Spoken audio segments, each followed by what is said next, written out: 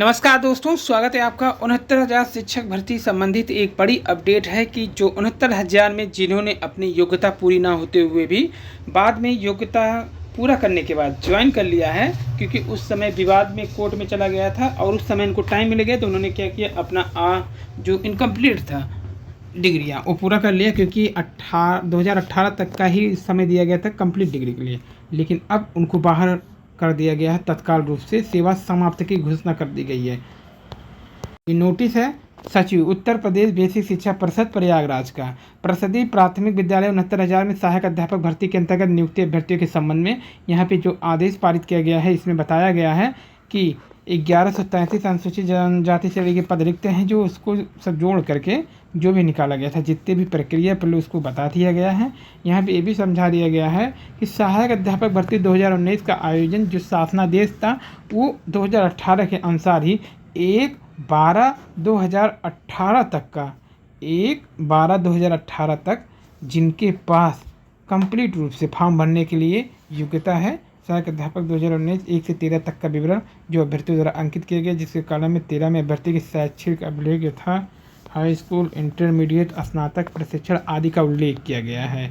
यहाँ पे यही बताया गया है कि जो ये 1 से 13 कॉलम मेन यही है जिसमें उल्लेख किया गया है कि सहायक अध्यापक भर्ती में 2019 से निर्गत शासनादेश 1/12/2018 के बिंदु 17 में ऑनलाइन आवेदन के उप बिंदु यहाँ देखिए संख्या 346 में जो निर्देश दिए गए थे, अभ्यर्थियों को अपने ऑनलाइन आवेदन के अंकित प्रविष्टियों में संशोधन का कोई अवसर दिया नहीं होगा।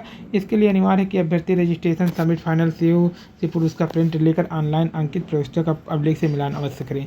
अभ्यर्थियों से रजिस्ट्रेशन को सबमिट फाइनल करने से पूर्व इस शासन के घोषणा पत्र चयन करना अनिवार्य होगा। मैंने ऑनलाइन आवेदन के अंतर्गत किए गए रजिस्ट्रेशन का प्रिंट निकाल लिया और समस्त मूल अभिलेख का मिलान कर लिया है। अब यहाँ पर लिखा गया है अभ्यर्थियों द्वारा जो ब्यौरा दिया गया था, जिसमें उस समय तक उनके पास उस समस्त डिग्रियाँ रहना चाहिए था जो मांगा गया था। बाद में उस डेट के बाद जो भी डिग्री होगी, जो भी आपका योग्यता होगा, वो स्वीकार नहीं किया जाएगा। केस क्या है, ऑनलाइन आवेदन प्रक्रिया के अंतर्गत हुई त्रुटियों के संबंध में माननीय उच्च न्यायालय इलाहाबाद में योजित विशेष अपील जो था 2013 राम मनोहर यादव बनाम उत्तर प्रदेश राज्य व अन्य पारित में 30/5 का प्रभावी अंग है।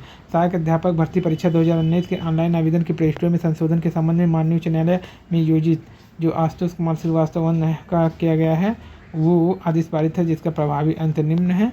तो 2019 के ऑनलाइन प्रक्रिया में संशोधन के संबंध में जो न्यायालय का है उसका आदेश है यहाँ पे।